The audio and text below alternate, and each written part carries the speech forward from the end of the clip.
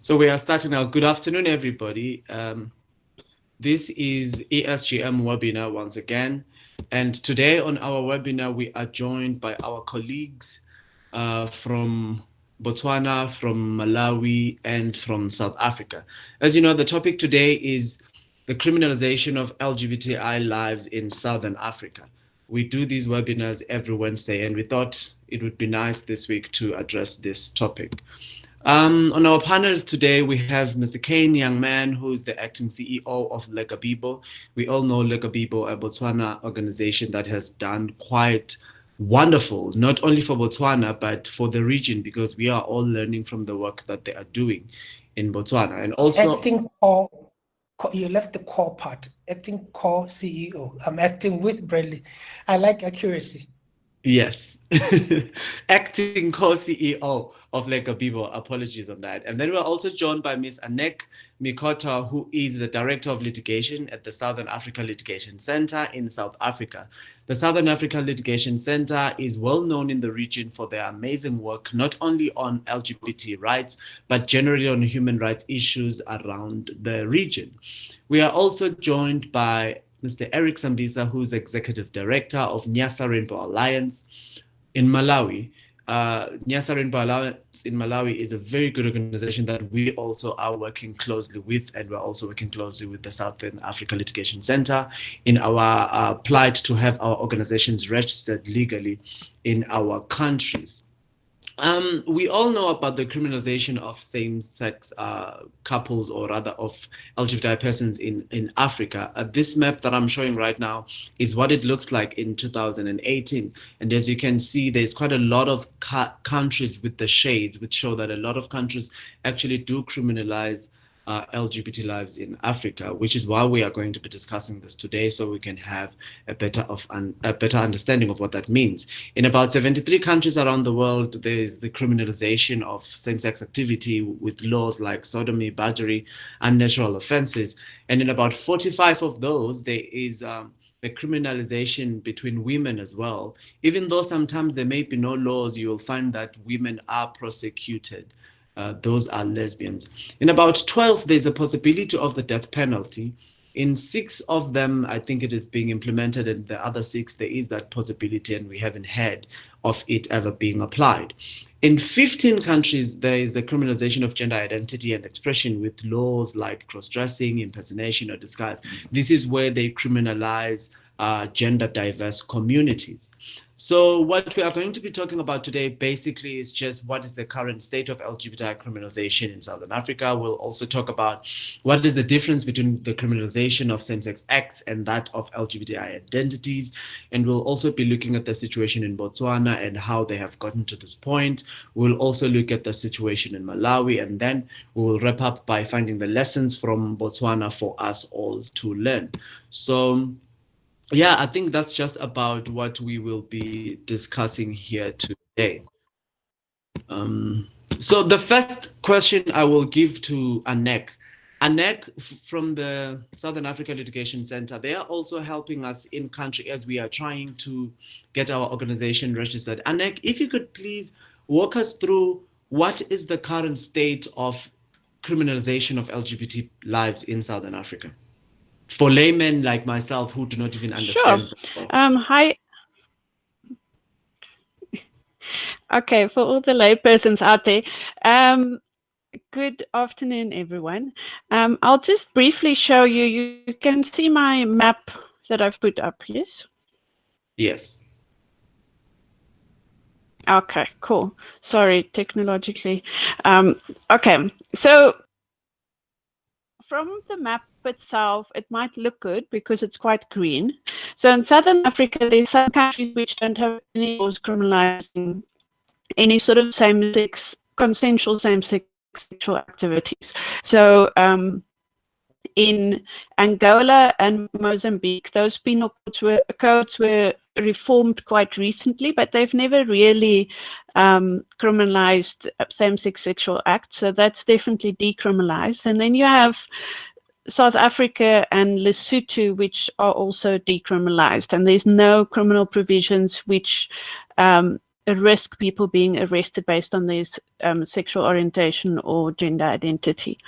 Now, some countries still contain the outdated sort of offences that there have been in the past. So we have a common law offence of sodomy. So the common law offence of sodomy actually originated in South Africa, and it's still being maintained in Namibia and in Zimbabwe and in Eswatini. In Zimbabwe, it's now in the criminal code itself, whilst in Namibia and Eswatini, it's a common law offence. And with common law, it means that it's a crime, but it's not written down anywhere. And it's basically something that's passed over from centuries. It's like the crime of murder. It's not written down, but it's a crime. You're just supposed to know that, which makes it quite tricky, which is why some countries have then specifically decided to put all their criminal laws into one criminal code. So, for example, in Zimbabwe, so that we all know what the crimes are. And the same with Lesotho, their criminal code is from 2012. So those countries criminalize, the orange countries criminalize sodomy. Now, with sodomy, it's acts of anal sex between men. It doesn't really criminalize acts of anal sex where it's between a man and a woman. And it's not really clear whether it only applies to consensual acts or also to non-consensual acts. Now, then there's the countries that are in light green. So Botswana is in light green because legally it's red, which means that both same-sex acts between men and same-sex acts between women are criminalized. And that's because those provisions in the penal code are gender neutral. However, there was a court case last year in the High Court where a judgment said that these offences are unconstitutional. That means that pending the appeal, and we expect the appeal to be heard sometime next year, pending the appeal, these acts then remain are decriminalized, so they're not a criminal offense at the moment. In Madagascar, people assume that same-sex acts are not criminalized, and the same applies to many other francophone countries in Africa. However, there are issues around age of consent in those countries, which then often mean that, and because there's quite a high level of stigma, so it doesn't mean that if a country does not have a specific criminal offense that there isn't high levels of stigma. So in Madagascar, for example, there is one instance where a lesbian woman at the moment is in prison facing trial for having had a sexual relationship with another woman who was 18 years of age. So then, because the age of consent laws applied, it was then still a criminal offense. So there's still ways in which the state can arrest people in those countries. And with Botswana, obviously, we're waiting to see what's going to happen. Now, then you have the red countries, and those are the ones in which there is active prosecutions happening and in which both acts between men and between women are criminalized. And these are Zambia, Malawi, and Tanzania. And you'll see with Zambia, Malawi, Tanzania, and Botswana, all of those countries actually used to only criminalize what they call unnatural acts between men. All of those countries have penal codes based on the British penal codes that were introduced during colonization. And these countries all decided to have legal reforms in early 2000, which changed the offenses so that it doesn't say a man cannot have anal intercourse with another man, it says any person. And the purpose of making those offenses then neutral was to then also include females in it, although it's not always super clear how that works, but definitely both men and women are being arrested under those offenses. So that's basically the general position around same-sex sexual acts. Now, apart from that, there's nothing anywhere that criminalizes individuals for being gay or for being transgender or anything like that. There are, however, but because of the stigma, the police, and because of the discretion that's given to police to do whatever they want to do, they often use vague offenses to try and arrest people. And it's more for the purpose of harassment, because people are seldom found guilty, but they can spend long periods in detention and be abused during that detention period. So, for example, in Zimbabwe, the offense of criminal nuisance has been used against a transgender woman for simply being transgender and using a female bathroom facility, and she has subsequently won a damages case against the state. In other countries, you have similar offenses. It's either idle and disorderly offenses or rogue and vagabond offenses, or those sort of things which the police can then use because of their attitudes towards people to then indirectly criminalize them, even though then there's nothing criminal about what they're doing. So there is a regional campaign throughout Africa called the Campaign to Decriminalize Petty Offences, and that campaign focuses on getting rid of offences which target people who are poor or people who are marginalized within society. So these are all your vagrancy laws, your rogue and vagabond laws, your loitering laws, and nuisance laws. And the African Commission on Human and People's Rights has actually developed a set of principles on why the offences should be removed from countries' criminal laws. And one of those principles is that they specifically target people based on their sexual orientation and gender identity. So it is potentially, if one wanted to challenge these type of laws, there's many other groups within society who are also persecuted under these same laws, and there's many spaces there for working with other groups within society to try and get rid of laws which are used to criminalize marginalized groups. Does that answer your question, Malusi? He seems to have had a network breakdown. So I suppose we can carry on and perhaps just hear a basic background of Eric, perhaps in Namibia, while we wait for Melusi to come back online. Just the basic background of what is going on in Malawi. I beg your pardon, you're not from Namibia, I'm from Malawi. So perhaps Eric, Thank you so much, Kane, for the opportunity. I'm sure Melusi will join us soon. So, answering your question, the situation of anti-homosexual laws in Malawi is that there is that problem of the court, the independence of the court. Like the court, most of the times choose to take the majority decision.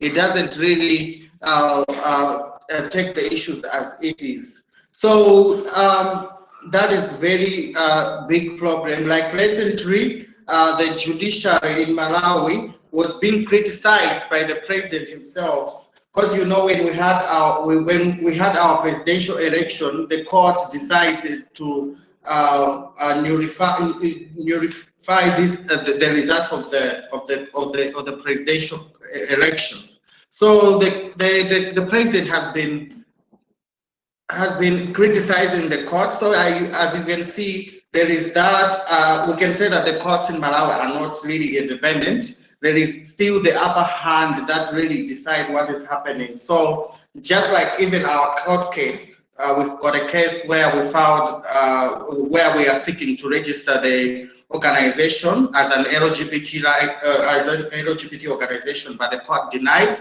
claiming that the membership practices are considered illegal. So just because the courts are not independent, they don't take matters as they don't take matters as they are, but they want to please the majority. That is our very big problem in Malawi. And we have seen that in recent years, in the past 2-3 years, cases have just filed up in the courts. The courts, we've got so many cases that are just sitting in the courts without seeing the judgment. Like even our case is stuck in the courts, and there's so many cases that are related to LGBT advocacy just sitting in courts. So we really wonder if really the courts were designed for everyone, or they were just designed for some populations in the society. And another situation that we have right now is lack of knowledge by the LGBTI people themselves to actually self-advocate.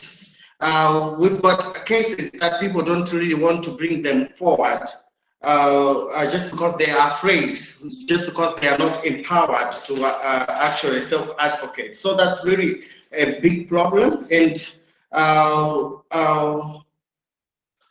we have other problems where, in terms of funding, we've got a lot of donors right now that are specifically funding HIV programs, denying the human life aspect of it. So it's really a problem, because it's like the LGBTI community is only mentioned when it comes to HIV or something, giving it a bad name. So that is really another problem that is that we're having in Malawi.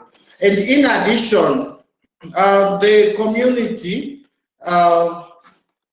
has got more challenges in terms of mental health, just because it's the community that is continuously abused. We have a lot of mental challenge issues, and we don't know who to tell. So that is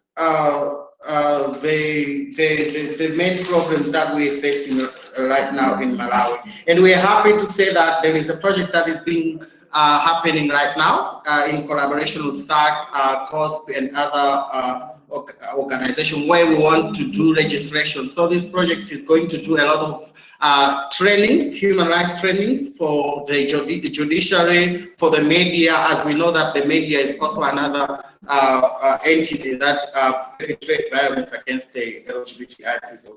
Aneka has already said it all, but just to add, in Malawi, we never had a law that criminalizes female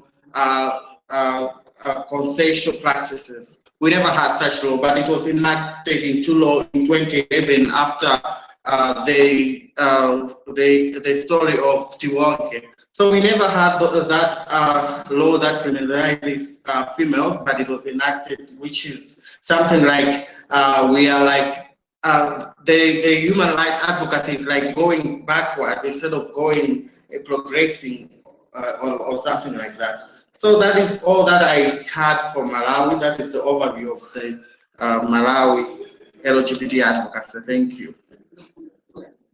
Thank you so much, Eric. At least I got your beats there. Perhaps you could walk us through, Kane. I was interested in finding out, especially because Aneka has already spoken to the difference between the criminalization of specific acts by specific people, but we tend to see the state or society as a whole criminalizing us as human beings. I'd like to find out, what was the situation when you had the first case of the registration of Leka people, because I'm hearing there was a lot of argument about the fact that LGBT people themselves are criminals, so they cannot be allowed to associate. And this is something that is happening even in Eswatini as we speak. All right. The thing is that every time people say LGBTI people are criminal, every time I hear that people were arrested on the suspicion that they are gay, I keep thinking that this is the most idiotic either laws or practice that I've ever seen anyway, being enacted anyway, because the approach of arresting somebody because they are gay, because you think they're going to break the law, the sodomy law, it's as good as arresting everybody, because we are all, as human beings, that basically means that we are all walking potential criminals. Because I might as well, who knows, maybe 2 days later, I might walk into a store and steal something. So by the mere fact of us being human beings, that means we are potential criminals.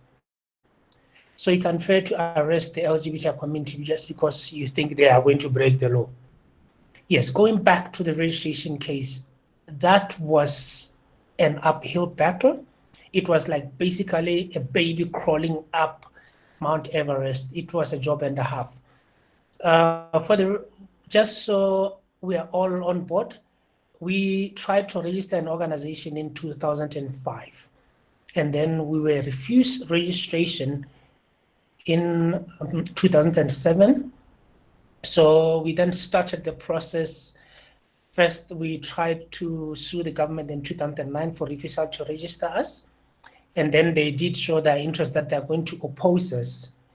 We then later decided to change the matter to decriminalization in 2011, but we ended up withdrawing it because we realized that we're lacking some kind of evidence that will be instrumental in the matter. And because we had to deal for quite some time with a bad legal precedence in the country, we did not want to renew it, basically making it even last longer, because the bad precedent was from 2003. So had we lost the case in 2011, that would have basically mean it would renew it and would have to wait 20 more years to basically come closer to changing it. We then launched a new registration process in 2012.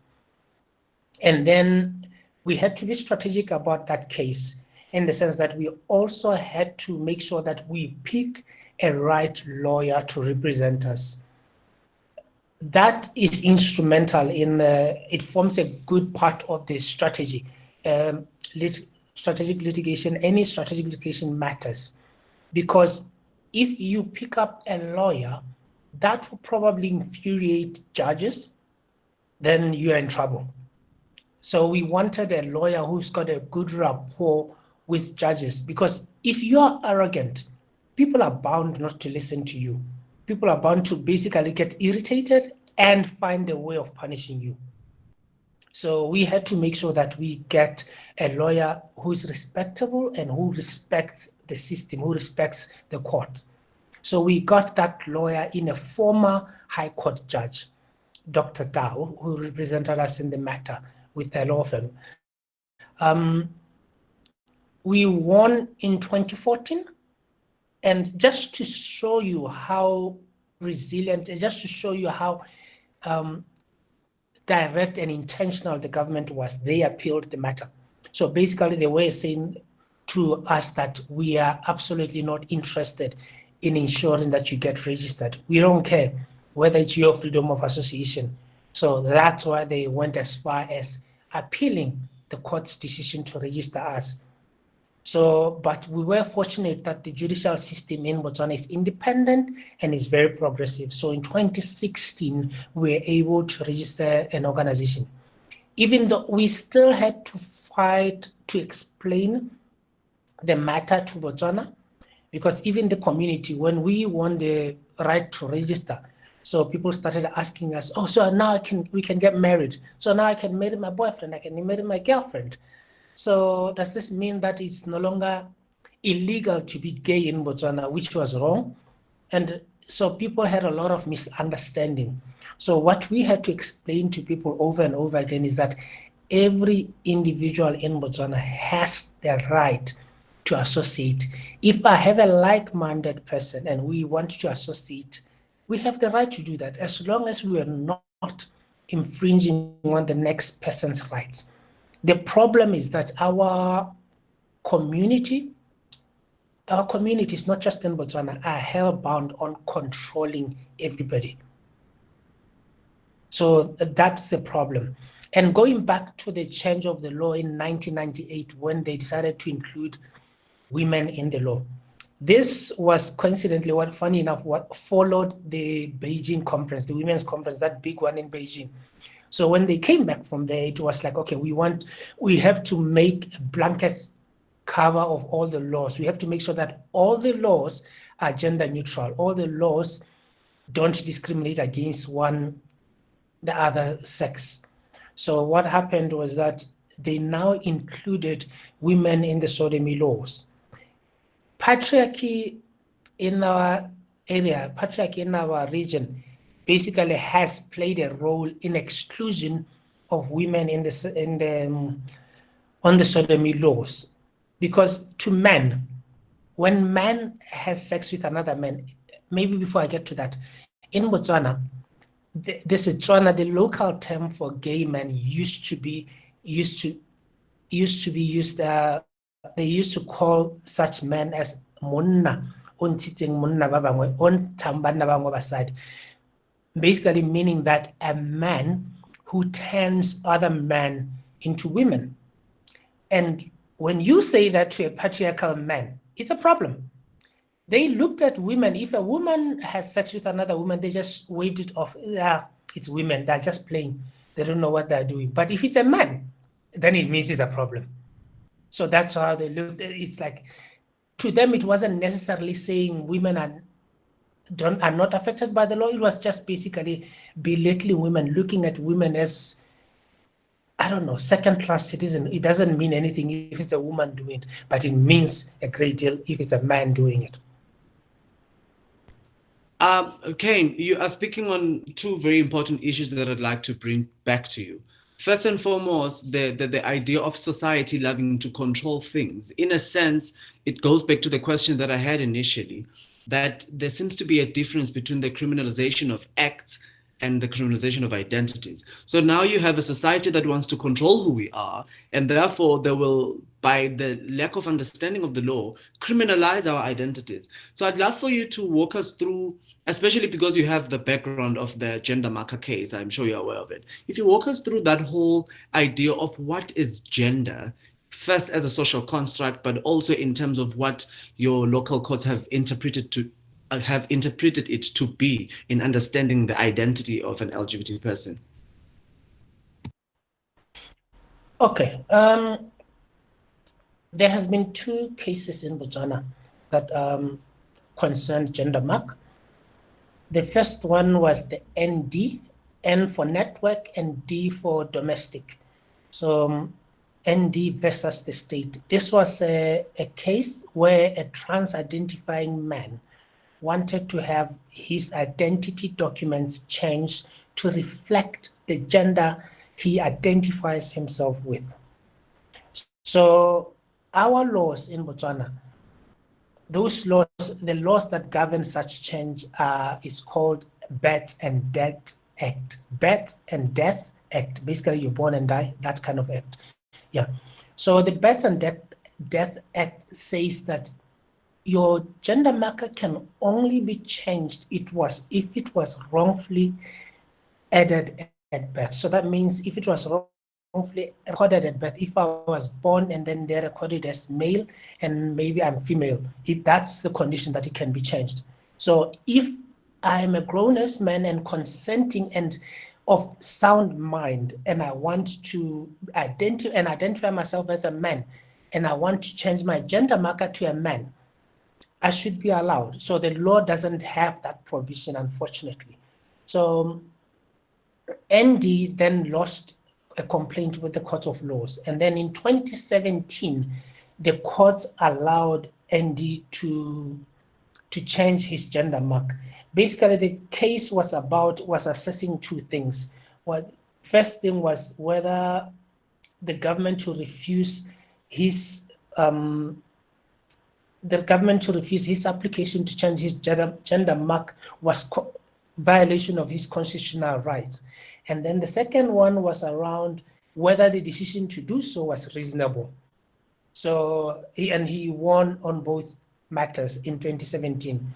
And then on the same year, that's when Riki Tsepo Kositlau has her case also finalized, where she also wanted to change her gender mark from male to female. So her case was also a long and arduous journey. I mean, we are happy and glad for her endurance because she fought the system for a very long time to get to the victory that she desired. But what the state did, following the ND ruling, they decided to withdraw their opposition, and then the court then issued a court order to have had gender marker change. So the thing is that the gender in the country, people limit that to male and female. We don't have anything that talks about gender identity. We I mean, as a nation, we don't even consider issues around identity. We don't consider issues around the bodily autonomy. We don't think that any individual has the right to choose who they are. So basically, if you're born into this body, you're not living out of it. You're not changing anything. That's the kind of the national approach, how we look at things. So the customary law looks at it as you're either male or female.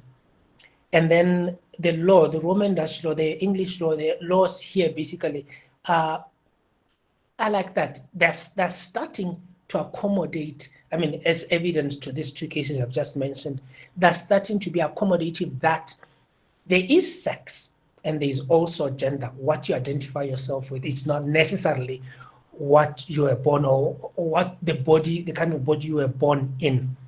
So that's one thing that we as a nation were working towards changing.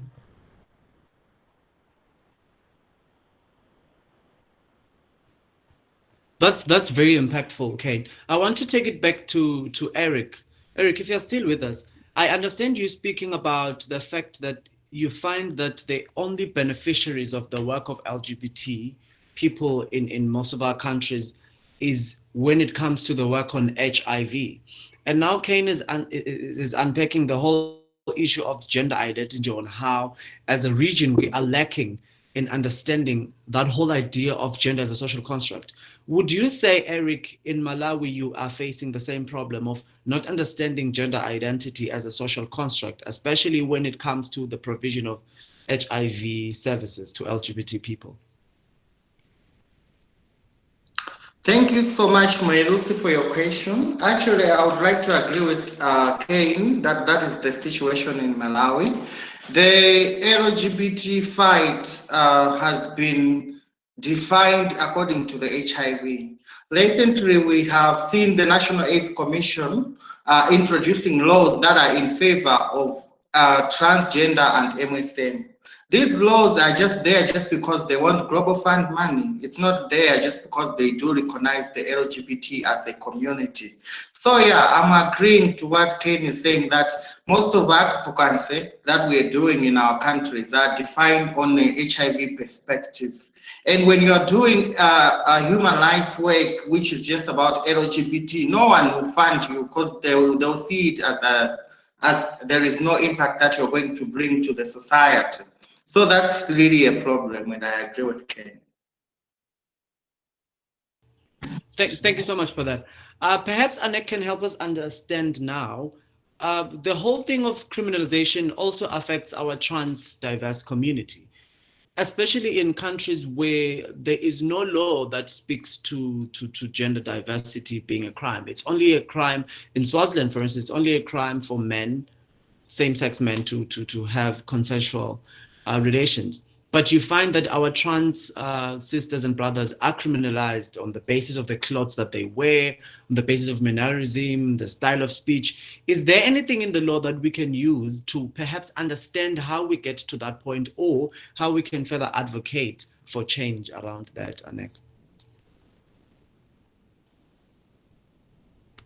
I think it's a very important question you're asking about what do we do if the law continues to be applied in a way that it was never intended to be applied.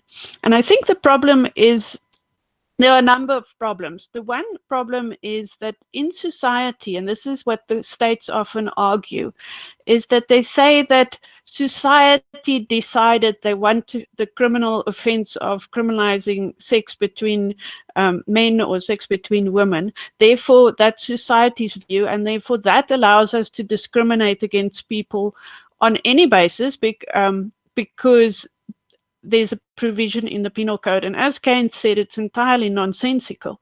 But it does create, for one, it's inaccurate because it was not society that decided that there should be criminal provisions in the penal code. No one sat down and had a group meeting and said this is what should be there. Parliaments in our various countries, none of them decided on it either. These were colonial offenses. So firstly, assuming what society believes and then assuming that that is reflected in the law is it's incorrect. It's fake news, I would say. But then, so that's our one problem. Then the other problem is that the people who implement our laws are the police and the magistrates.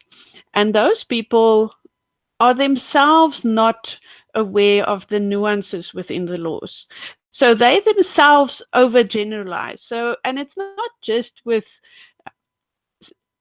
issues around sodomy or offences which criminalize people. It's a whole range of offences where they deliberately misinterpret the law. So they assume sex work is criminal, and in all our countries except South Africa, it's not a crime. They assume standing around and being idle is a crime, even though that is actually not a crime anyway, but they interpret the law to mean that that's a crime. So whenever they find someone they don't like, they use whatever random offense to target that person. Now, the trick is, how do we call that out? Firstly, we need to work with the police to make sure that they actually understand the impact of what they're doing. And I think police don't, which is why we're having protests all over the world at the moment. So our protests, so the protests that are happening at the moment around police racism and police abuse, that is so systemic that we really need to work with that, and we need to work with other groups on that, because many different groups are experiencing that same systematic abuse by the police. So that's something that we tackle. So even though LGBT groups and LGBT people aren't criminalized in themselves, they're criminalized in effect because police treat them like criminals. Now, the court in the Nathanson case in Zimbabwe very clearly said that the police, in arresting someone, actually a transgender woman, simply for the clothes she was wearing and for the bathroom she was using, that act in itself completely violated all the safety measures that there are in our criminal procedure laws. So in each of our countries, throughout the region and throughout Africa, we have a Criminal Procedure Act, and that act says when the police can arrest and when they can't arrest, what they must do when they arrest someone, what precautions they need to take. And every single time the police step over those boundaries, and that's where we need to hold them to account, and we need to know what our rights are in that respect. So our rights are not just in the Constitution, which they're there as well, but they're also in the law. And I think it's important that we know that and that we call people out on it. And then there's many other issues as well. But I think yeah, the other problem would be, for example, the link between the criminal laws and how that affects access to health services and how we address that. And I think that's often a much because health workers themselves don't understand. They might even want to provide services, but they might be scared that by doing so they might put themselves at risk because they're not reporting what might have been a criminal offense. So the laws are creating a lot of problems, and we need to speak up about it and call it out on it. Thank you for that, Anek. I want to come back to you, Kane. You spoke a lot about being very strategic in terms of bringing cases to court. You spoke about using the right lawyers. You also mentioned briefly about taking a case before court and then withdrawing it, which for me speaks a lot to actually deciding which sort of laws you want to fight at first. I mean, Anek is right in saying that there's widespread homophobia and transphobia, and we are seeing it now with the whole police brutality. Police are arresting people just because they assume. I just want to find out, how important is it to take the correct case to court, because these judges and these police are also part of society, and they're probably going to make judgments that are based on the wild assumptions that because I dress a certain way, then I must be illegal or whatnot. How important is it to bring the right law before courts? The thing is that it's unique with every country, but the bottom line is that we all need to assess and understand our country, the culture, the legal framework and the political framework, as well as the social framework, which include religion, unfortunately. So we have been, for many years, since 2003, we have been working with the bad precedents of Kanani. The Kanani case uttered certain statements during the judgment. The first one being that Botswana was not yet ready to decriminalize homosexuality. The second one being that the gay community, they said, the gay community does not constitute a community that needed protection back then. So all of these things were not necessarily said that it will never happen. It was basically conditional based on what was happening then. Yeah, but the government took it as the gospel. They took it to mean that it's never going to happen. Things are not going to change.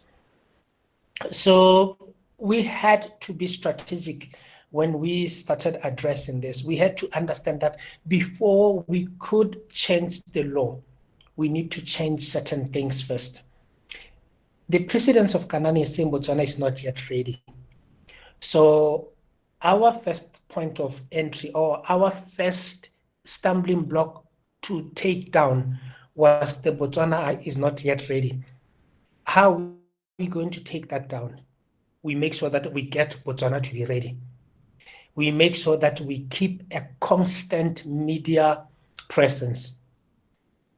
We annoy everybody, basically. If you don't want to hear about our lives, then it's easy. Take the damn laws out of our lives. So we are making sure that we are on the media throughout. That way people do know that we are Botswana and we are the LGBTI community.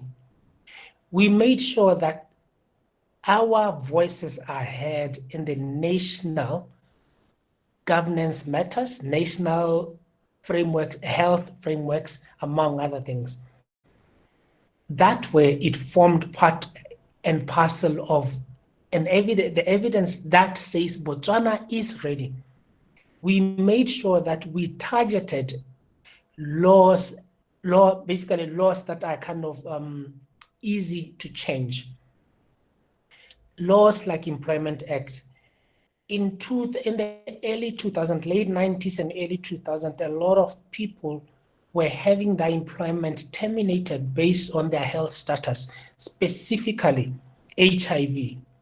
So back then, the CSOs as well as the unions worked together to change the Employment Act to stop that. And since the LGBTI community was also having their employment terminated based on their sexual orientation, that formed part of the change of the Employment Act. That very Employment Act then later formed part of the evidence to work against that 2003 ruling that said Botswana is not yet ready. We had to understand that the community needed to be pushed along with the laws. We took lessons learned from South Africa, what is going on, the change of the law, and the community still way behind. So we took that lesson and we learned from it to say we need, as much as we are fighting to change the law, we need to fight twice as hard to change the attitudes, because it's easy to change the law, even though it's at a snail pace, but it's much more difficult to change attitudes. So we had to make sure that people know who we are, people we relate with. The media presence was to make sure that the community knows and appreciates that there is sexuality, there is diversity in the country. Botswana has LGBT identifying individuals. We had to make sure that we come out. Some of us have to make sure that we come out, people know. So people could not say we don't have gays in Botswana. You can't say you don't have gays in Botswana when you see this old man with gray beards every day on the newspaper telling you I'm gay. So you can't deny it. Then you know there are gay people in the country. So as a way to make sure that we address that Botswana is not yet ready, we had to do that. And then the second part was around Botswana, the LGBTI community not needing protection. That's where the human rights violations that most of us are doing came in. We had to make sure that we document issues. We document, and we have to, that way we will be able to demonstrate that indeed the LGBTI community needs protection, because of what is going on at the moment is not good. Some are being turned away when they go and access health services. Some are being kicked out of homes by their families. Some are being violated sexually, physically, and otherwise. Some are being turned away based on their gender identity. Some are being refused employment based on their either sexual orientation, gender identity, or expression. I mean, if I go for a job interview and my ID says female, and a grizzly like me is sitting in front of a panel, and I'm not going to get employed. So we had to make sure that we demonstrate such issues so that people understand. We had to fight also against this sexualization of the LGBTI community that most people have. I mean, people think that we have sex 24/7. They disregard the fact that we are employers, we are parents, we are uncles, aunties, we are employed, we are citizens, hey, we could also be public nuisance. Maybe we are a thug or somewhere. And the thing is that the bottom line is that nothing restricts us from being the same as everybody. The next person might be working at a car wash. As an LGBTI person, I can do the same. The thing is that we are not sexual beings. They think we have sex 24/7. If only they knew that you'll be lucky if you get any. I mean, we're just like any other human being. You don't have sex all the time. You have 8 hours of employment. You have to sleep. You have work to do. You have families to attend to, and all those things. Yeah. So I don't know if that answers your question. And also maybe perhaps to jump on to what I think it was Anneke that talked about healthcare workers reporting some of the community. That's one of the issues that we also had to demonstrate against, that things that some healthcare workers were innocently not aware. They had the impression that being LGBTI was against the law. So they felt that it is within their rights to report you when you come in. They did not understand that the only criminal issue was the sexual act. And also, their oath has to be above all these other matters. So we had to teach them that it is not a criminal offense to be LGBTI. When I come to you asking for assistance, you have to help me, because the policies of health, the Public Service Health Act, whatever, is saying otherwise. You have to help me unconditionally. Thanks. That's a very important point to make, because it's again the confusion between what is the crime here. Is the identity the crime, or is it a specific act which is a crime? But I think we have spoken at large about that. I was interested when you were speaking about the whole idea of Botswana not being ready, or Swaziland not being ready, or Malawi, or any other country ever being ready. I mean, look, I don't know if any country will ever be ready for human rights for all, but the fact of the matter is we are all deserving of human rights. And I want to bring back a question to Eric in Malawi.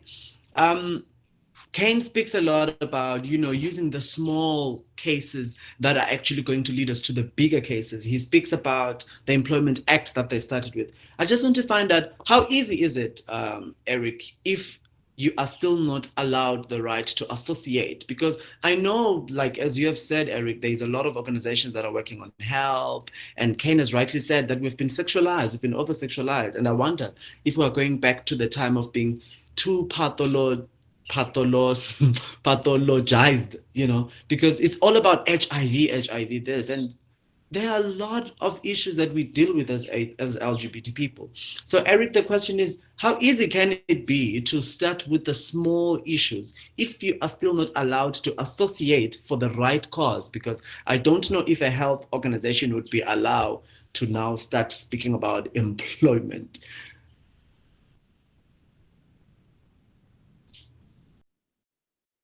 Thank you so much, Merusi, for your question. NRA is actually trying to follow what Rekabipos did. So we are at the stage now where we are doing documentation of cases. Like I said, most LGBTI people don't want to take case upfront to court, but we're just at the stage where we are trying to document the cases and build the evidence that we can present. But apart from that, we have made linkages with local reputable institutions like the city councils, the National AIDS Commission, the institutions that have got that are powerful and are respected. We have used that same human life to get them close to us. So we are working in hand with them. And another thing that we actually try to observe is to never break the law. So whenever we are working with our members, we try to tell them that this space is not there to encourage you to go in public and say that and get married or something. So we make sure that we don't break the law, and we make sure that we adhere to the regulations that the government, or like paying tax. We make sure that the government shouldn't find a loophole to get to us. So yeah, that is what we are doing at the moment. I don't know if I answered your question. Thank you, Eric. But I suppose the long and short of it is, it cannot be easy to do the work until we are afforded some of our very basic rights, like the freedom to associate, the freedom to assemble, and the freedom to express ourselves. So as we are wrapping up, I'd like to give us just a last round in terms of what can we do to better the conversation around human rights for LGBT people, because I think it's more than just decriminalizing. It's also about criminalizing the discrimination of LGBT people. And I mean, I'm happy, Anek, I'm sure you have the experience in South Africa. They have legislation that looks at hate crimes that is directed to LGBT people. How can we better that conversation towards creating a socially cohesive society that respects and protects its sexual and gender minorities? Anek, if you could start, please. Yes. Hi, Melissa. You ask such difficult questions as wrapping up questions. I will be short. I think let's not use South Africa as an example. There's a court case at the moment in South Africa called the Kwelani case. It's before the Constitutional Court. It was supposed to be heard last month, so it's been postponed. But basically, that case, Kwelani committed hate speech against LGBT really long ago, and he's been challenging, he's being found guilty under the Equality Act for hate speech, and he's actually challenging the provision of the Equality Act for saying it's breaching his right to freedom of expression. So it's actually a critical case for us to look at, and as Kane has said, and Eric has said, you can never be comfortable in the advances you've made, because there's always pushback, and we can easily slide back to even a worse situation than what we're in now. So I think we have to keep up with explaining to people why it's important that we have to recognize everyone's rights. And it's quite simple, that one day, any of us anywhere in the world can be in a situation where our rights are not recognized for whatever reason.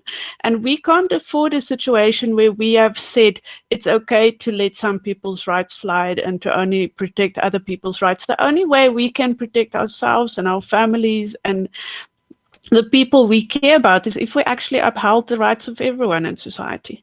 I'll leave it at that. Thank you very much for that, Anek. We are all deserving of human rights.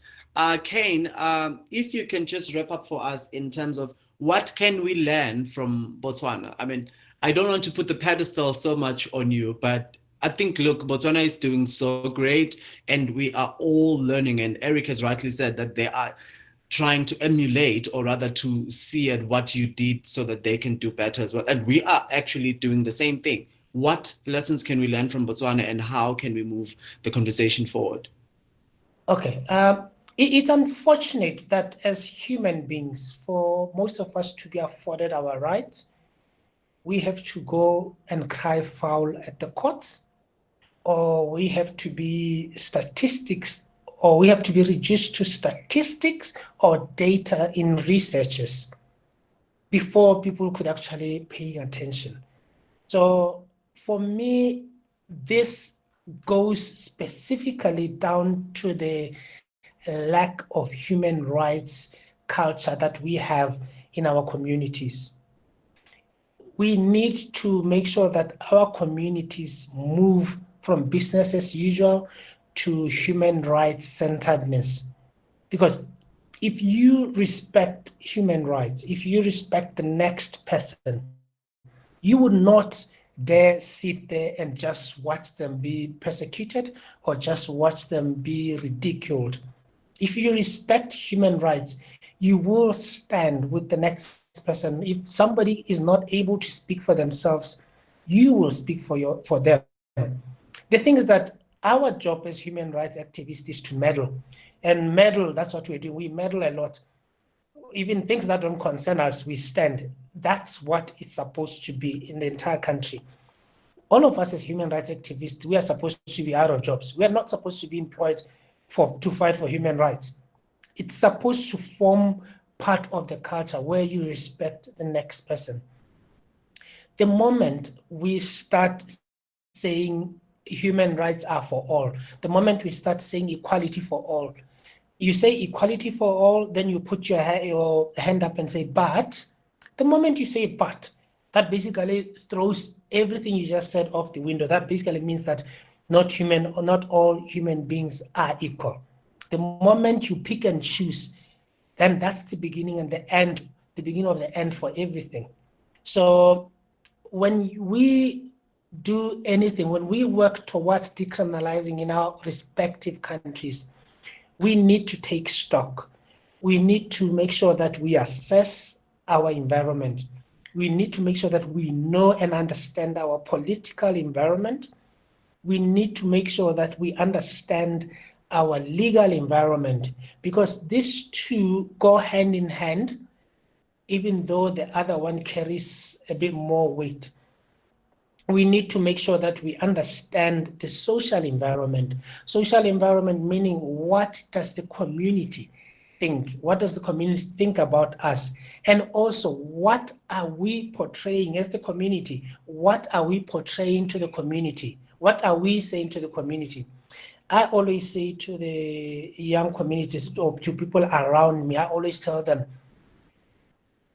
if you identify as LGBTI, and then you go at family level and there is a function in your family where everybody puts in their hand, they get their hands dirty, they work. You have absolutely no right to get a chair and sit in the couch and ask for a remote, DSTV remote, and watch soapies. You're part of that family. Don't remove yourself from the family, because if you remove yourself from the family, then you're asking people, you're telling people it's okay for you to be removed from the family, and they will do that. And then the family expands to the community. You get ejected by the community. And still under social false religion, which is something else. I'm not ready yet to start taking high blood pressure medication, so that one I'll leave it at that. And then there is one around picking or selecting strategic allies, because strategic allies are very important, because they will point you at the right doors. They will tell you that's the right door to open. They will tell you that this person is very instrumental. Most of the time, we want to go to the big dogs. We want to go to the highest officials. We disregard the fact that people who work for them are the ones who tell them 10 left, 10 right. All they do is implement the decisions of their subordinates. They are the ones who guide them, saying, do and that. So we have to respect the hierarchy. We have to understand. We have to make sure that people through the hierarchy understand what we are about. We have to make sure that all these strategic allies that we choose, that we work with, we inform them, we train them, we educate them. Because let's be honest, we don't have access to a lot of places. We don't have access to a lot of forums in the country. So these allies will be our voices in those strategic areas, and they will make sure that we are included in such forums. They will make sure that we are included in whatever policies that come out of such forums. And it is those policies that we will use to build towards strategic litigation, and successfully for that matter. Wow, that's so powerful. That's so powerful, Ken. You've like covered a lot of points that I also would want to end with. But I will give the final round now to Eric. Eric, how do we move the conversation forward? What can we do better? What are you looking forward to doing better in Malawi and also teaching us in the region? Thank you so much, Merus. Thank you. That's a very good question.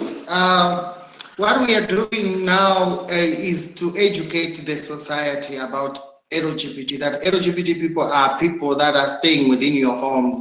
It's not an alien behavior. It is the community that has been there but has just been rejected by the laws that were imposed on us by the colonial rule. That is what we are doing. We're trying so hard to live a normal life just like anyone else.